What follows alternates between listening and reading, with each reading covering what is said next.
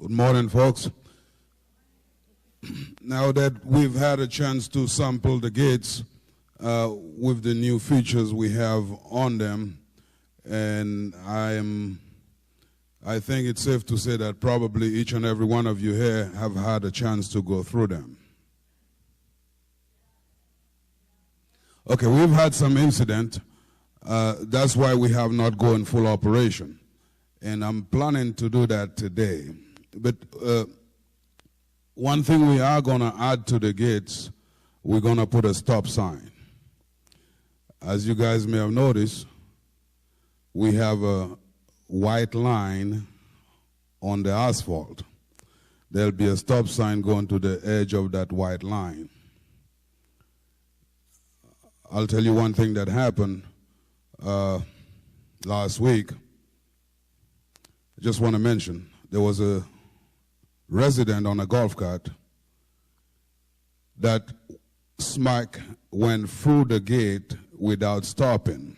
The arm was down, and he drove right through the arm, did not turn back after he knew he knocked the arm down, did not turn back to attempt to pick the arm up or the bar and put it on the side, at least do that.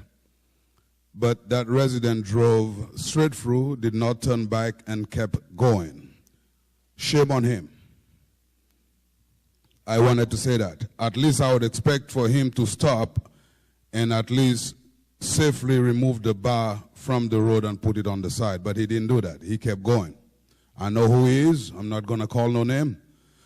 I have attempted to talk with him with no avail. I left him a message to call our office. He did not do that. Went to his resident, was not home. But that's not the end of it. I want to talk to him. At least I would expect him, like I said, to stop, pick up the bar, and put it on the side. Minimum thing he could have done. One other thing I want to mention today is that in the past, we've had cars and golf cart park under the overhang. We've had several complaints about that. This area, I would remind you guys, is for loading and unloading only. At no time there should be any golf cart or cars parked under the overhang, except for loading and unloading only. If you're handicapped, we got handicap parking lot or parking spot. This overhang is not for any vehicle to park under. And even more so, I've seen golf cart park on the sidewalk. It's not acceptable. It's a no-no. Now, I'm going to go over the gate operation one more time.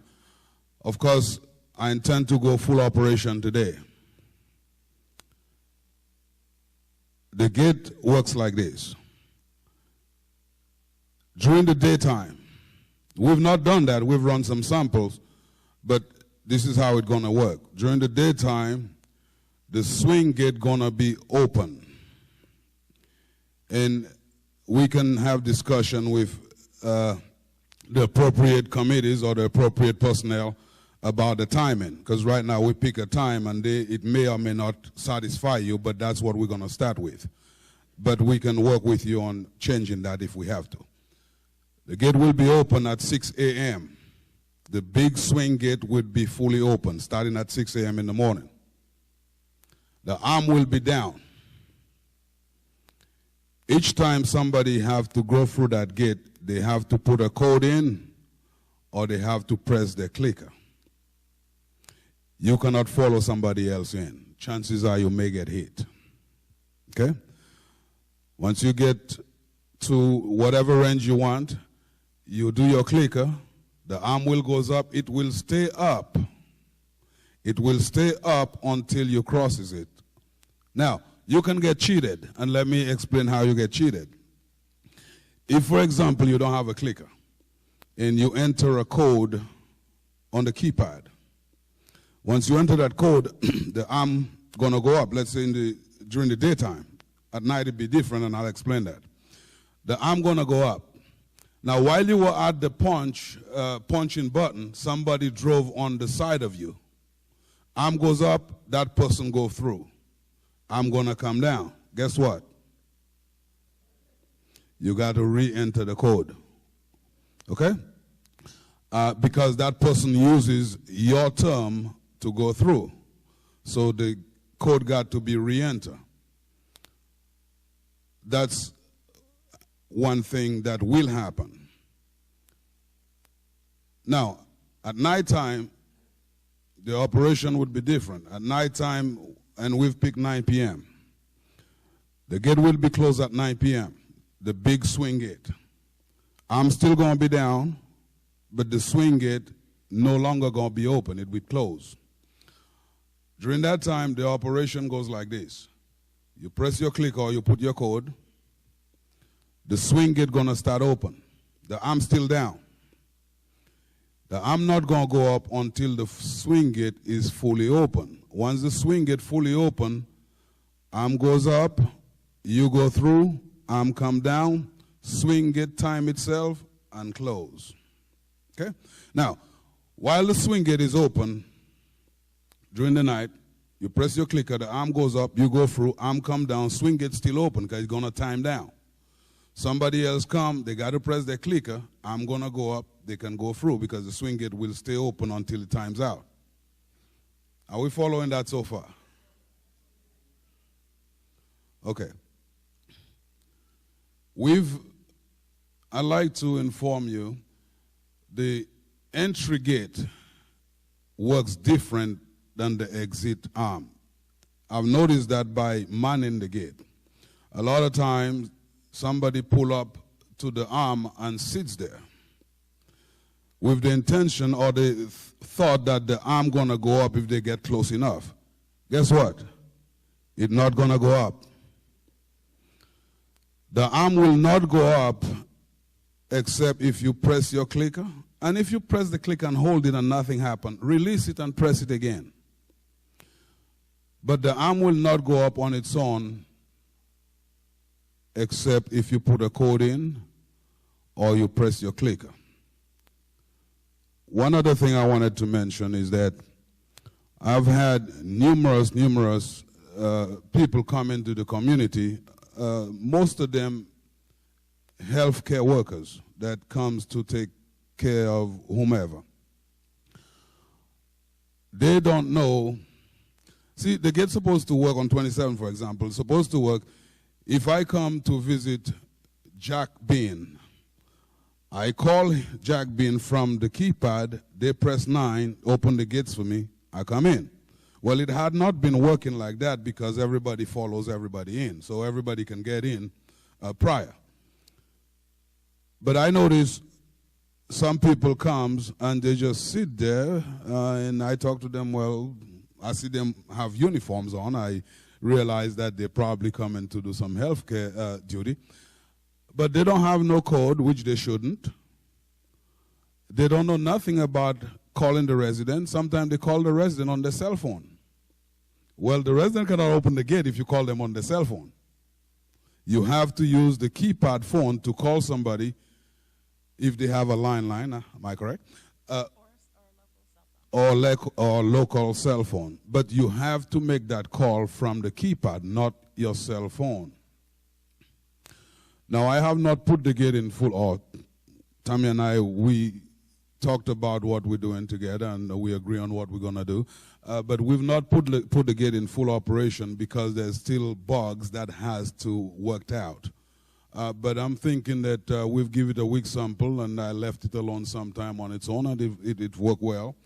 But the thing that I've observed is that what I'm just talking to you about. People think that if you get close enough to the arm, it will go up. That's not going to happen, so we got to put the code each and every time or press our clickers. One vehicle at a time. One vehicle at a time. We've had, I'll tell you all another thing. Had we not manned that gate last week, we would have go through 4 or 5 arms. Okay? And each of those arms cost $320. One of them costs $320. So we like people to be cautious, take care, slow down a little bit. But that is one of the reasons why we want to put a stop sign to try to stop people so they don't think the arm will go up on its own. So I just want you guys to get used to that. Any questions so far?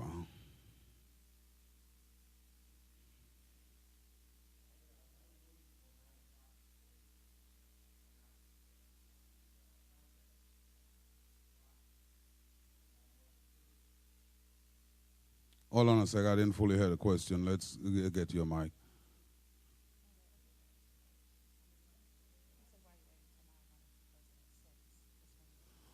Well, that's, okay, I got your question. That's why I just said earlier that the timing is subject for change. That's the time we had picked, and I'm not saying that's the correct time. That's what I said earlier.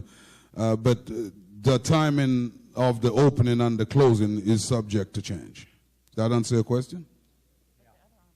But why are you closing the gates? Or why are you keeping the gates open during the daytime? What's the purpose? Is it because you might get a backup because of contractors? Good question. The reason we leave the swing gate open during the daytime is because we got an arm blocking the gate, the roadway. The arm is down. Nobody can get through until they press the clicker or put a code for that arm to go up. Now, if you were to close the gate during the daytime, especially in the winter, we will have vehicle backed up to 27, for example. When the gate is closed and the arm is down, when you press your clicker, the swing gate has to open first while you sit down and wait. The swing gate has to open first.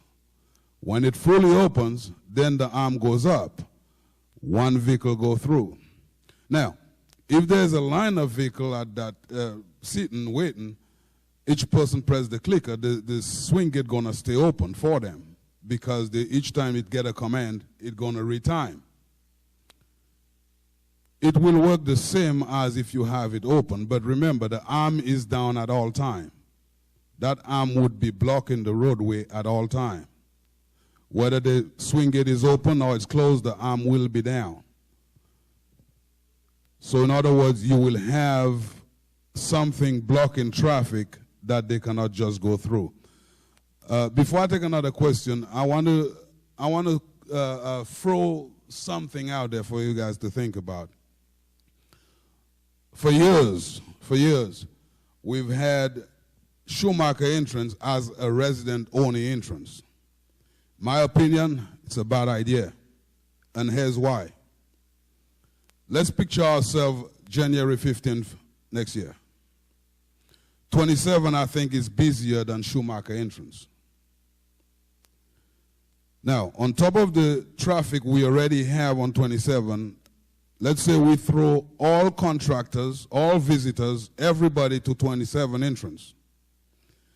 I think it will create a nightmare. Instead of splitting, and I don't know that there's a good enough reason or a good enough purpose behind saying visitors and contractors should only use one entrance.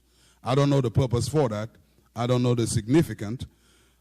In my opinion, it will congest our 27 entrance while we will have room to lighten both entrances and to make it flow even slicker, in my opinion. That's just me, but we're going to follow what it said. Because earlier we talked about have a contractor's code and try to force everybody to 27 by not putting a contractor's code in the Schumacher entrance. But just me, and that's just me, I think it's a bad idea. I wanted to throw that out.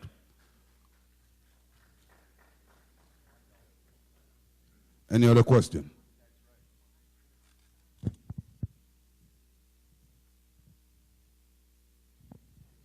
Morning. I was just curious, did you say that it is in effect now if you have a cell phone rather than a landline, and it must be a local cell phone number? Correct. And yes. Okay. Do we have to stop at the office and give you our cell phone number? Is that okay? Yes. Okay. My second question is, in the past, I've noticed that it takes a little longer for the swing gate to open off of 27, and I'm talking about in regards to emergency vehicles. Is there anything that can be done for the arm so that emergency vehicles can kind of get the okay to come through before they get right to the gate? Because it does kind of present a problem if they're coming in emergency squad or something for someone having a heart attack, for example.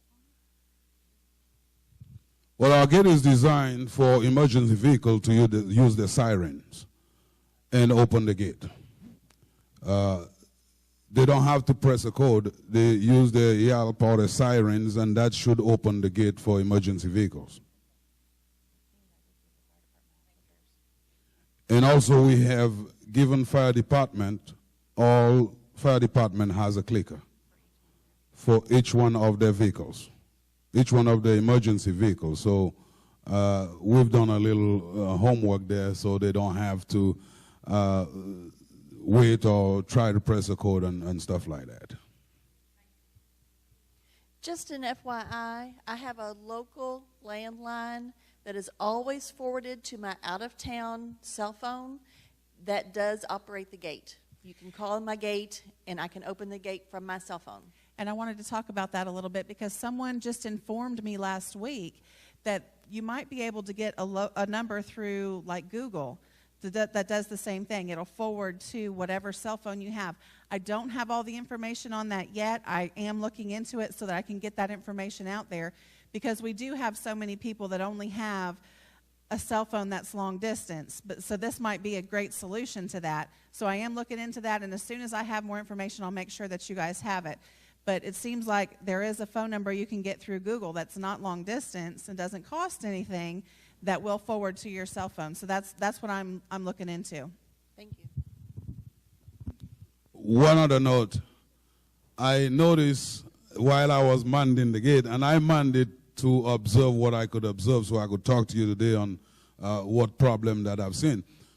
I noticed a lot of residents, they pull up to the gate, and that's what I covered earlier. It's not going to open on its own. They got a clicker in the car, but they're just sitting there. And they go, why it's not opening? Well, it's not opening because you didn't press your clicker. And you did not put a code. And I've seen that happen numerous times. So the gate will not open unless you press your clicker or put a code in. Let's remember that.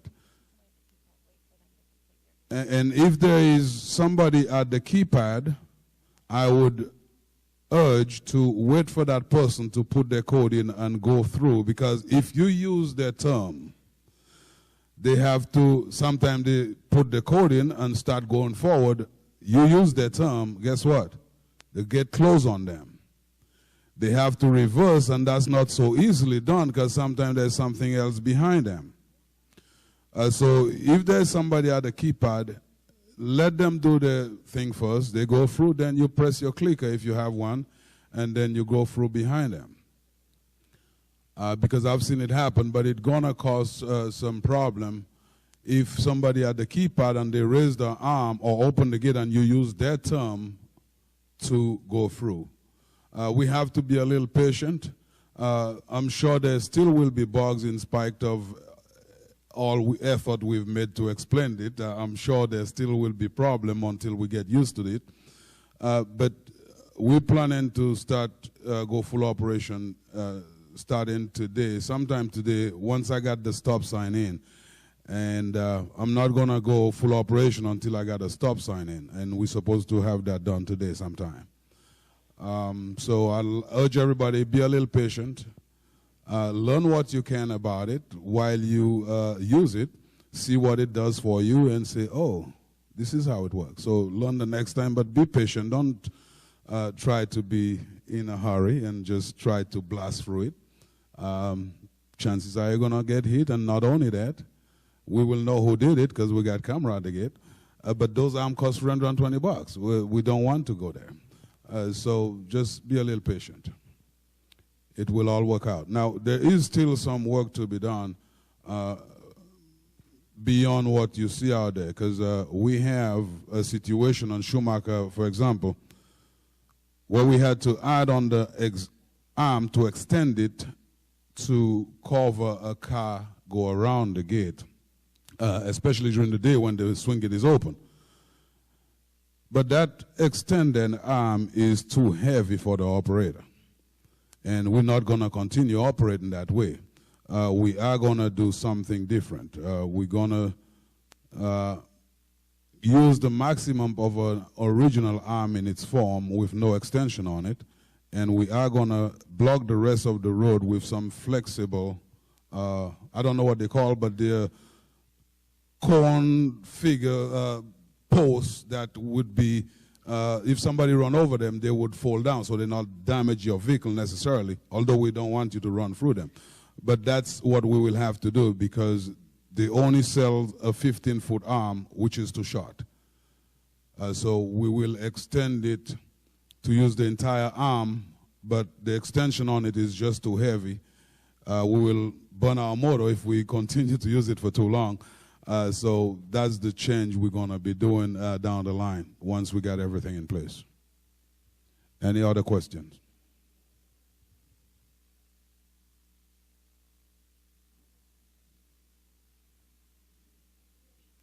Well, it's looked like I've covered everything that I wanted to talk about, and there's no more questions. So I thank you guys for listening, and let's hope all goes decent until it all goes well. Thank you very kindly.